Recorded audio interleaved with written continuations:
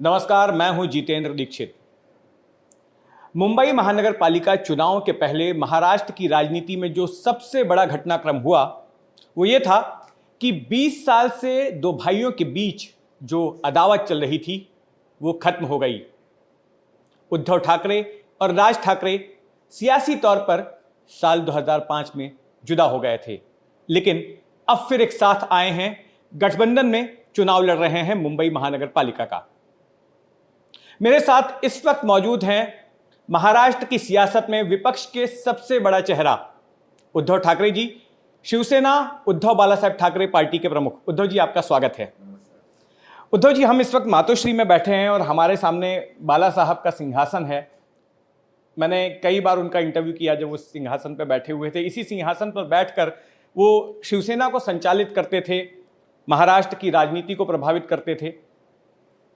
और अगर पार्टी की बात करें तो 1994-95 से लगातार 2017 तक शिवसेना का महापौर चुना गया। क्या अगला महापौर भी शिवसेना का होगा? आपका अपना आकलन क्या है? आपका यह गठबंधन कितनी सीटें हासिल कर पाएगा? कितने सीटें हासिल करेंगे ये तो आंकड़ा मैं कभी लगाता नहीं, लेकिन हमारा महापौर बनेगा जरूर। और बनेगा मतलब मुंबईकर बनाएंगे। आज तक उनका जो अनुभव है, ये जो चुनाव है, मैं तो अभी कुछ सभा तो मेरी हुई है, कल की भी भारी बड़ी जनसभा आपने देखी होगी। मैं तो बीजेपी को चुनौती देता हूं कि ऐसा एक चुनाव वो दिखाए कि उसमें उन्होंने हिंदू मुस्लिम ना किया है।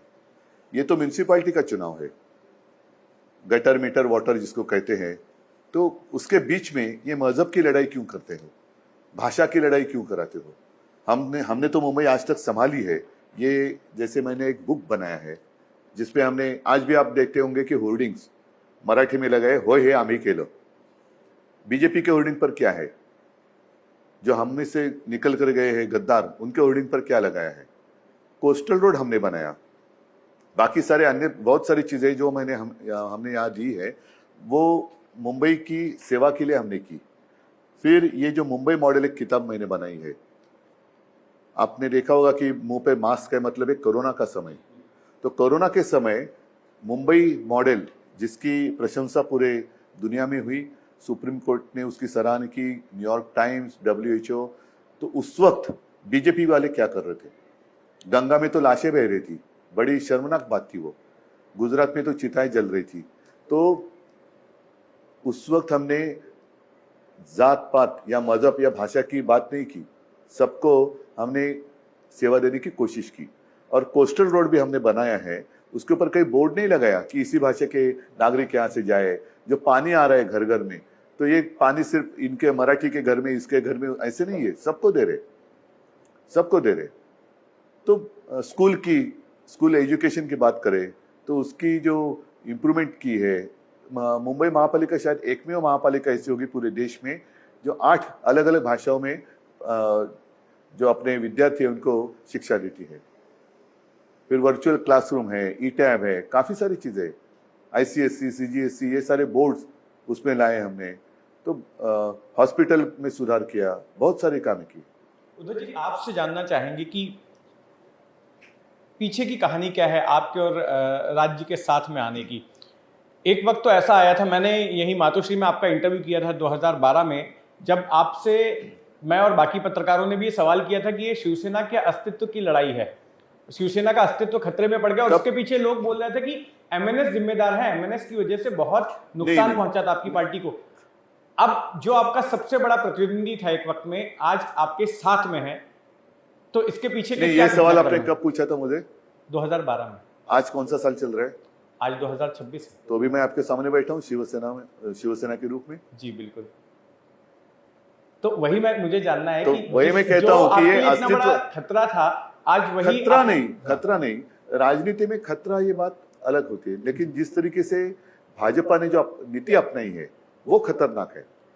भाजपा क्या कर रही है कि पहले दोस्त को खत्म करो, और सिर्फ मतलब वो अकेली, इसलिए मैंने उनको अमीबा कहा था।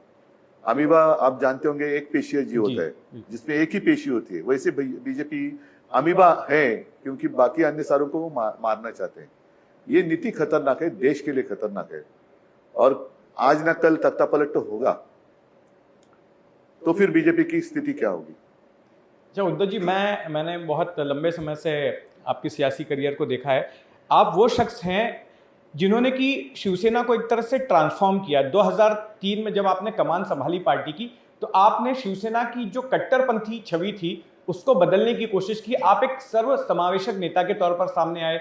आप कभी उत्तर भारतीयों के खिलाफ मुहिम नहीं चलाते थे, आपने मुसलमानों के खिलाफ भी नहीं बोला। इनफैक्ट 2019 में हमने देखा कि मुस्लिम इलाकों में बड़ी आपकी फैन फॉलोइंग हो गई, लोग आपके समर्थक बन गए। और खास करके कोविड में जब आप मुख्यमंत्री थे उस काल के दौरान भी हमने देखा कि आप जो है भाषा के आधार पर आपने कोई पक्षपात नहीं किया। यहां तक कि आपका जो फेसबुक पर एड्रेस होता था, आपने हिंदी भाषा में भी उत्तर भारतीयों को संबोधित किया था। तो ये जो इंक्लूसिव नेता की आपने छवि अर्जित की, आपको लगता नहीं है कि इसको एक डेंट होगा, इसको क्षति पहुंचेगी? क्योंकि आपने राज ठाकरे जैसे नेता के साथ में गठबंधन किया है जो कभी उत्तर भारतीयों के खिलाफ बोलते हैं, उनके कार्यकर्ता उत्तर भारतीयों की पिटाई करते हैं, कभी मुसलमानों के खिलाफ बोलते हैं, कभी मराठीवाद की बात करते हैं, कभी हिंदुत्ववाद की बात करते हैं। तो ये जो आपने अपनी छवि तैयार की थी, वो उनके साथ जाने से क्या उसको नुकसान नहीं पहुंचेगा? नहीं होगा।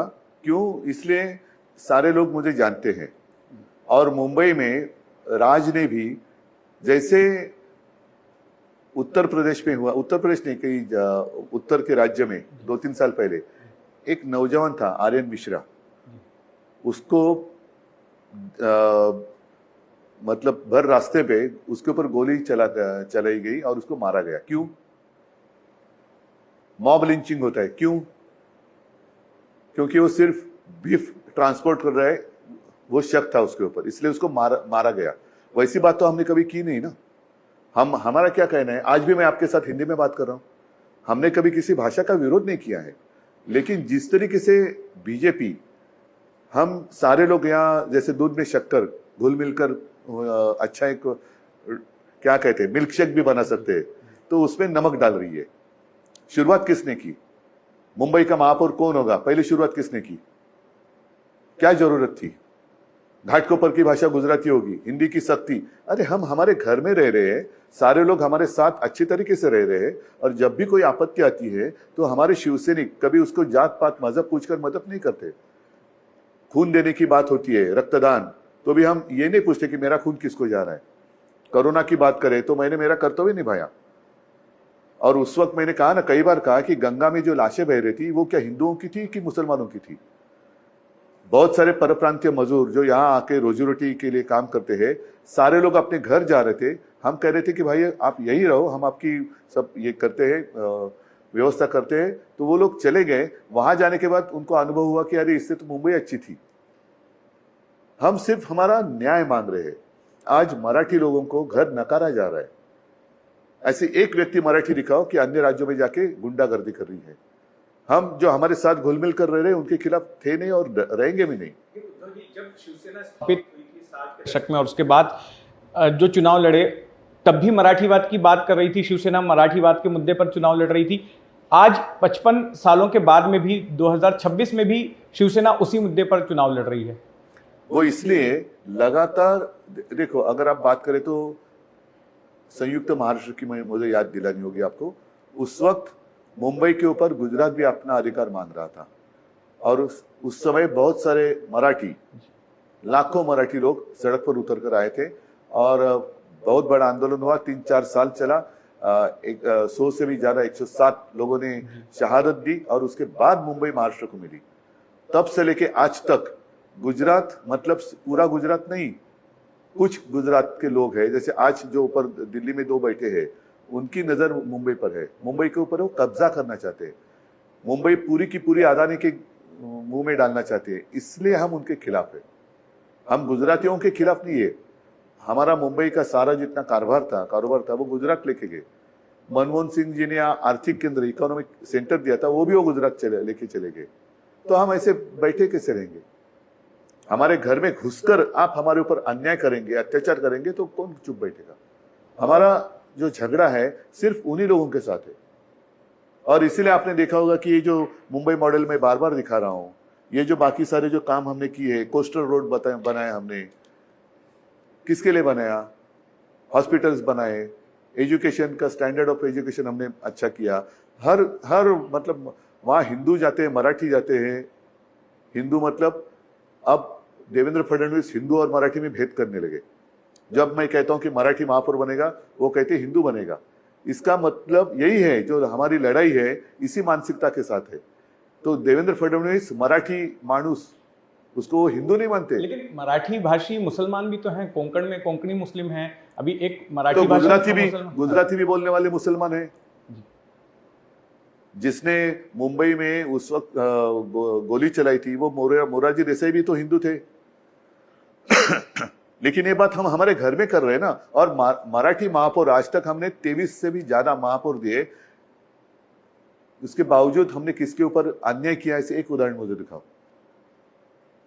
एक सवाल उद्धव जी, जो निर्विरोध जीत कर आए हैं, अनपोस्ट जीत कर आए हैं बहुत सारे महायुति के उम्मीदवार, जहां पर उन उम्मीदवारों के खिलाफ आपके गठबंधन की तरफ से या आपके सहयोगी पार्टियों की तरफ से कोई था ही नहीं, ऐसे लोग नहीं था, लेकिन उनको डरा धमका कर वापस लेने के लिए मजबूर किया गया। और अपने मुंबई में कुलाबा, वहां तो लड़ रहे लोग,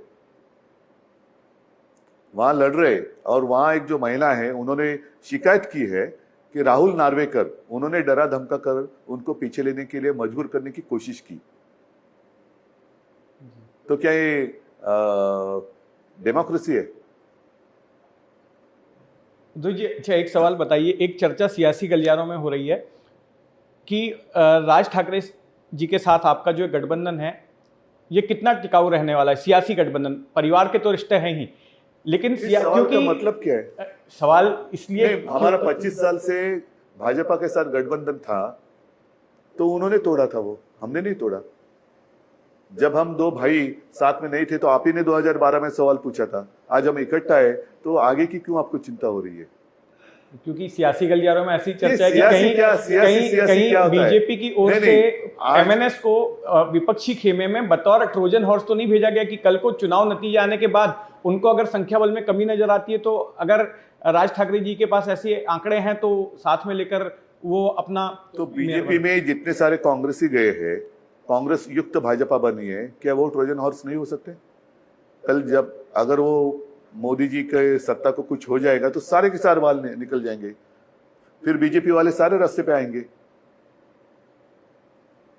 बीजेपी में असली लोग रहे कहां अब? असली तो है ही नहीं अभी, सब बाहर के लोग उन्होंने लिए हैं।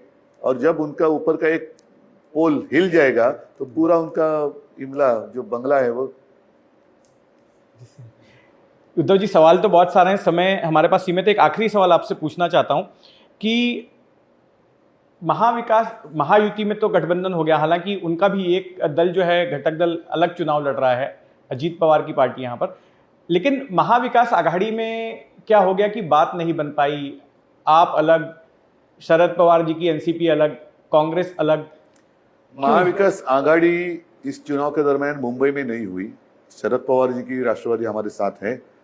महाविकास आघाड़ी बिना बने हम उसके बावजूद भी एक दूसरे की आलोचना नहीं कर रहे।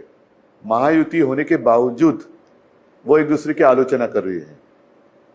तो किस तरीके से देखते हो आप इस चीज को? सही बात है, इसके अपने मायने निकाले जा सकते हैं। उद्धव जी, आपने हमें समय दिया, इसके लिए बहुत बहुत धन्यवाद। आपको चुनाव के लिए शुभकामनाएं। धन्यवाद। जय हिंद, जय महाराष्ट्र।